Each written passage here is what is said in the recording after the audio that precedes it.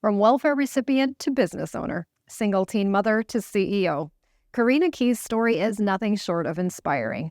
She shares it in a new book and with us in our latest CEO series.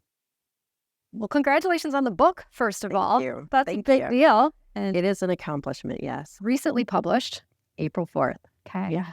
What made you decide to write it? It's kind of a combination. I've known for about 10 years that I wanted to write a book for business purposes and to have some information out there about the company. I thought for the first probably 10 years of that process that it would be a business-related book. Sure. Marketing, digital media. The market's just saturated with that kind of content, for one. And it's very like flash in the pan. Like it comes and goes because it changes quickly. And over that time that I was talking about it, I had several people that were close to me that said, you should just write about your personal journey. You should tell your story. It should be about you and not about business. A very different conversation. A very different conversation. And one that for me was really hard to wrap my mind around, to be honest, because I'm like, well, my story is not really different. Everybody has a story and mine's not that interesting. People are not going to be interested in it. But I had several people just really tell me that I needed to share my story. So when I met with a publisher in 2021, I pitched both story ideas. And they're like, hands down, your personal story, that's the way you got to go. It will still be kind of a business book, but you really need to tell your story because your business is built on your personal experiences. Korena Key's personal history isn't something she was used to sharing. I think there's probably a lot of reasons behind it. I think there's a little bit of shame that comes with it. We all come through these circumstances and it goes all the way back. Like, why did I let this happen to me? And I think there's some shame that comes with it. I think there's a little pride that comes with it. Like, I don't want people to know me for those struggles. I want them to know me for the successes. And so, and part of it, I probably just dismissed it. It's just something I went through and it's a part of my journey. And it's made me who I am today, but it's not necessarily the definition. And I think some of the conversations I've been having actually since the book has been come out and how other people have received it, people that I didn't think the story would be written to, have come forward and shared how it's impacted them and how they saw themselves. And one of those is the labels that we get put under that get imposed upon us that we don't necessarily want to have.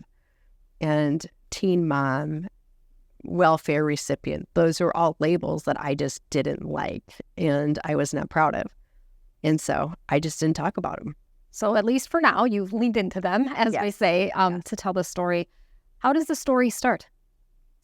I start a little bit about just my childhood and upbringing. And I mentioned in the book, we moved 18 times before I ever graduated high school.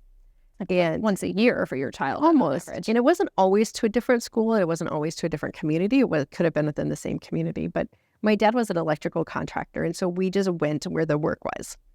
And so that really influenced a lot of the places that we moved to and why we moved. But I don't look back at that thinking it was a traumatizing experience. There were definitely times where I did not want to move and leave my friends behind. But at the end of the day, I think it made me more adaptable. And it really made me realize that our family is our connection. The houses, the things, the property don't contain our memories and they don't define who we are. It's really those things that we go with us and our family and the love of family that make us who we are and kind of build around that. A lot of people move because of poverty a lot. That obviously was not the case here. You moved for his work. Was your childhood challenging in other ways then? Well, I would say we definitely were not middle class or wealthy. I mean, we had financial troubles, although with my parents, we never really felt it. And as growing up, I mean, they really did a lot to accommodate and to just make a good life for us. That's definitely a part of it. Just your typical blue collar family. My dad grew up on a family farm and my mom grew up in small town South Dakota, and they met when my dad was just getting out of the military and, immediately had children and got married. And I do think that unexpected pregnancy has probably played a lot into it, but I'm sure that changed your path. What did teen Korena want to be? Had you thought about your future? Prior to getting pregnant, no, not really. I mean, it was just at that point I was a junior in high school. I just want to get through school, have fun with friends. I had not made any plans for any college or post high school education. Once that I found out that I was expecting, I was going to be having this baby, I had to care for somebody other than myself. It really did change my perspective, and it made me lean into, I want to give my family a better life. I don't want them to live in poverty. I don't want to be dependent on the welfare or government or anybody else telling me what I could or couldn't do. And so then I really did lean into the college and kind of continuing education. And like I still didn't know what I wanted to do exactly, but I knew I needed to go to college at that point. It lit a fire under your Absolutely. future. Absolutely. So what did you do? I mean, you're probably 16, 17. I was 17, yeah. You've got to finish high school Yes. yet. I mean, to say this couldn't have been easy is a huge understatement. How did you get through it? Really just one day at a time. I'd like to say I had this big vision, but I really didn't. I was just a little bit of survival mode, a lot of dependence on my family. My daughter Cameron was born in September of my senior year of high school. And the school did a great job of working with me to where I had enough credits where I only needed to go to a couple of classes. So I would go to take my high school classes in the morning, and then I would work in the afternoon. My mom would pick up Cammy from daycare when she got off of work and get her home and get her settled for the night. And it just was, going through the motions at that point. Did what you had to do. Mm-hmm. I actually remember I got $50 of the first child support check the week of her first birthday. And so I really was dependent on my parents at that point to be able to just survive and buy diapers and formula and like I said, going to school part-time and then working. She went to college at USF, where a media studies course sparked her interest in television news and led her to a part-time job at Kello TV. And then when I graduated college, I got a full-time there working graphics for the 6 and 10 News, 5, 6, and 10 News. And I shouldn't say the only reason, the primary reason I left even there is because at that point my daughter was starting kindergarten, and it's really hard to work nights when you have a child in school. I mean, I would just not see her at all during the week, Monday through Friday. And so I switched over and at that point applied for ad agencies and got a job at Nichols Media. When was that? That was in 1995. Okay. So obviously the skills transferred. Yes. Anyway. And what was that shift like from media to marketing for you? It was definitely a learning curve. The one thing that I've always taken with me is the deadline-driven time. I mean, like that urgency that you get in a newsroom about getting things done and getting them done well, but quickly has carried with my entire career. I mean, that's just something that once you learn that, you just can't unlearn it. As I'm sure you've experienced, the deadline-driven, right? You get wired for it, don't you? You definitely get wired for it. And just the fast-paced and the variety and the different things coming at you and the multitasking is one of those things that also carried through. And I got to work with Joe Garner as my manager, who really invested a lot of time in teaching me the media side of things. She was a senior strategist working long days when her son's football season changed her own game plan. Your typical crazy morning, getting ready for school, things are chaos. I've got 3 kids to get on the bus. I've got to get to work on time. And as I'm shoving, my son's football pads into his backpack as he's running out the door to catch the bus, I'm like, okay, I love you, bud. I'll see you tonight. And he's like, are you coming to my game? It's like, of course I'm going to be at your game. Why wouldn't I be at your game? He's like, Mom, I know your work is more important. It's okay if you're not there. And he took off for the bus. And I stopped dead in my tracks. I mean, I just felt like I'd been slapped. And I'm like, I'm doing this for them, and they don't think that they're the priority. Like, something is wrong. Were you working a lot at that point? Yes. Well, I was working probably 50 hours a week, but I would go to the office. I'd be at the office by 7:30. I'd leave about 5:30, 6 o'clock, come home, have dinner, do homework, and then I would just wrap up whatever work needed to be done in the evenings at home. And I was on the new business development team at the time. So there would be times where I'd go into the office on Monday and they're like, hey, we need you to be in this town by tomorrow. Or we need you to go here this week. And there'd just be a lot of like last minute dropping and traveling that was happening. It was running your life in a lot. Absolutely. And I loved the job. I loved the company. I loved the people. I loved the clients. So for me, it was all like, hey, this is all great. There's going to be opportunity and I'm growing my career and I'm doing a lot of really fun things. But for my kids, that reality set in that they did not see it the same way that I was experiencing it. So I went in, I drove to the office, I sobbed all the way into the office.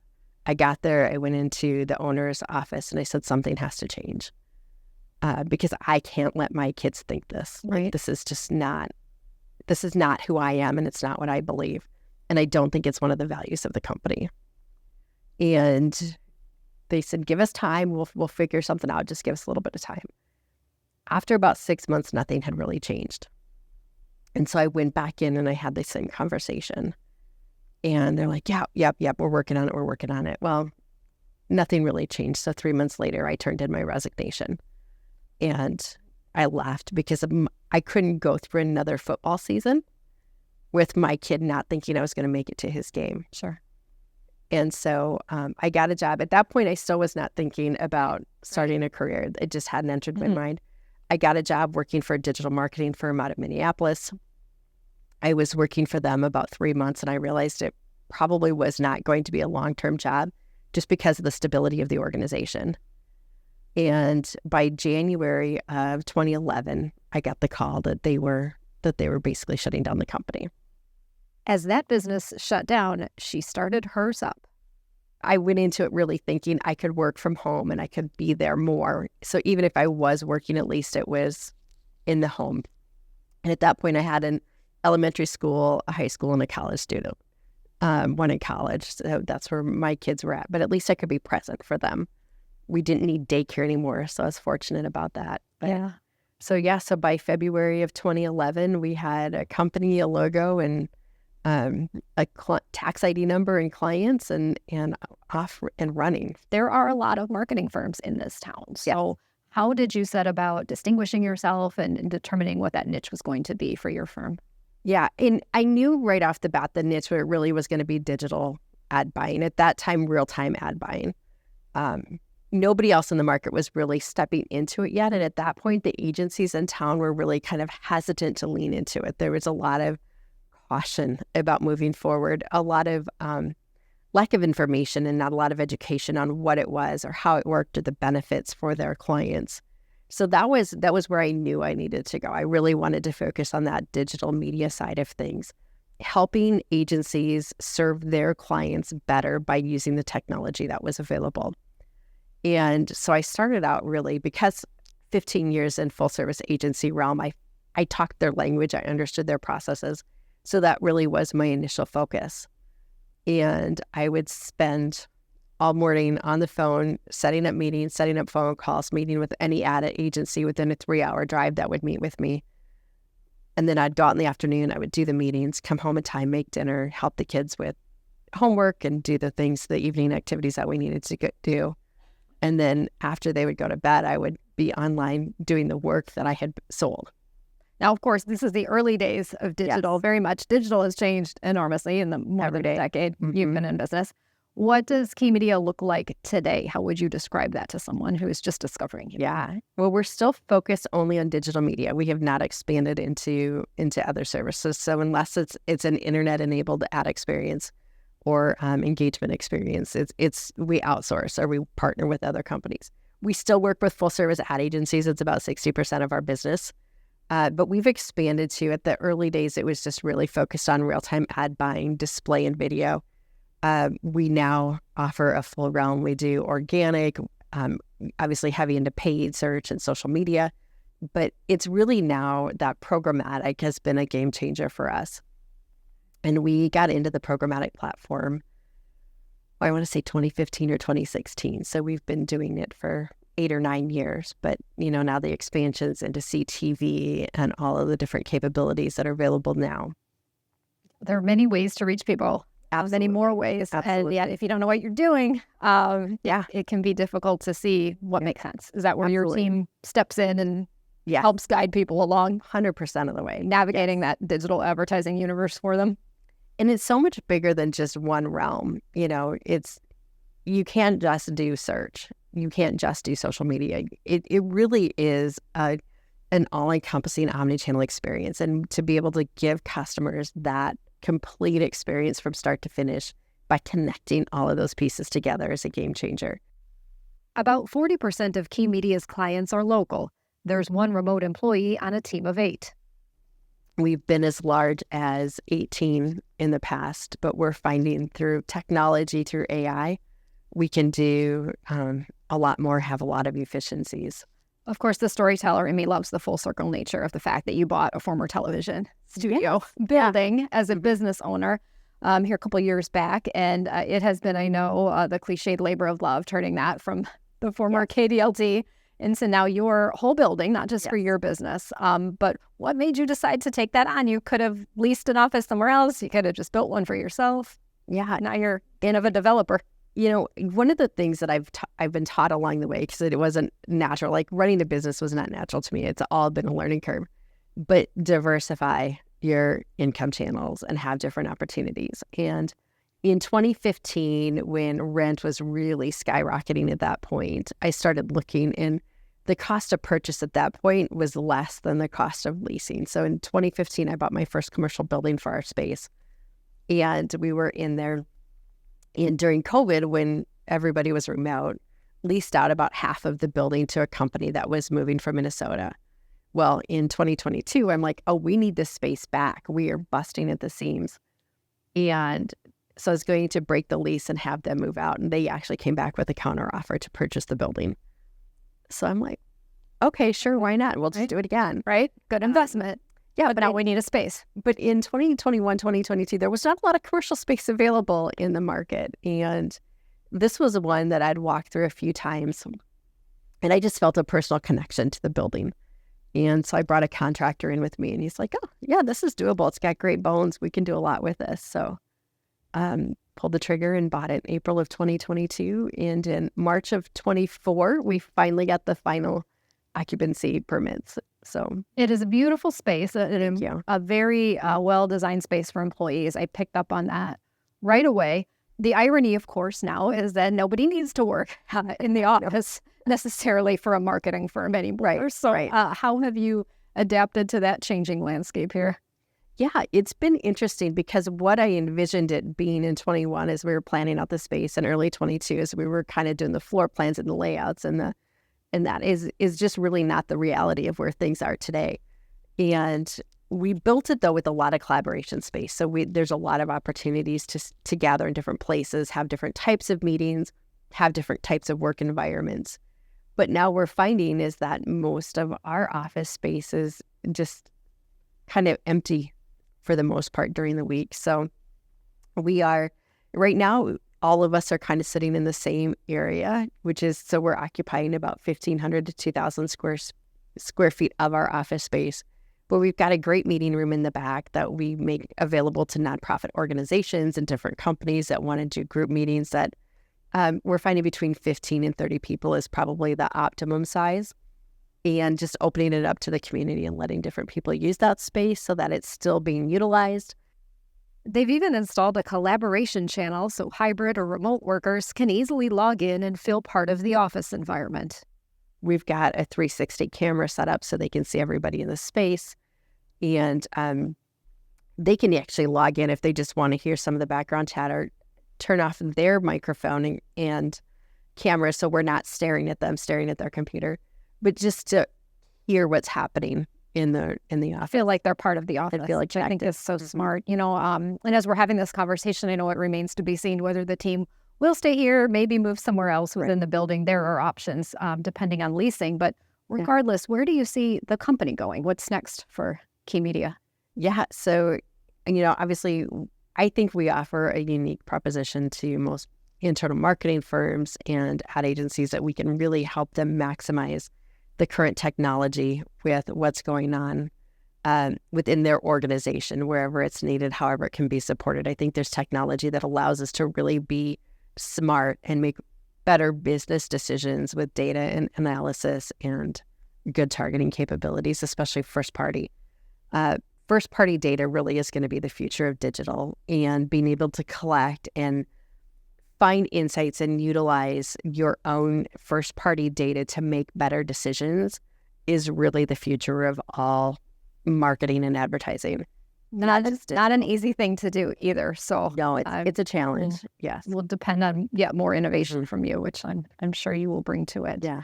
I can see already, based on the book and hearing your personal story, and maybe even after people hopefully listen in on this, you're going to get requests for a broader community presence. You're going to be asked to speak about this. Maybe you have already. Do you see that for yourself? Is that a role that you welcome? Absolutely. Yes. In fact, that's my next evolution is going from just running the business and being in the day-to-day business to being able to do more of that public speaking and really encouraging. My heart really is helping people. It always has been that way. That has never changed. And so the more that I can do to really pour into other people, and especially the next generation that's coming up, and equip them and help them and share some of the hard lessons I've learned, that really is where I'm going to be fulfilled. Well, we need those examples of leadership in the business community and in the broader community. So it's good to hear. Congratulations on the book, on the journey, certainly on the business success. And thank you for sharing your story with us. I appreciate your time. Thank you. We'd like to thank MarketBeat for sponsoring the CEO series. Stay tuned for more business leaders making headlines throughout the year. And for all your latest business news, stay with us at www.siouxfalls.business.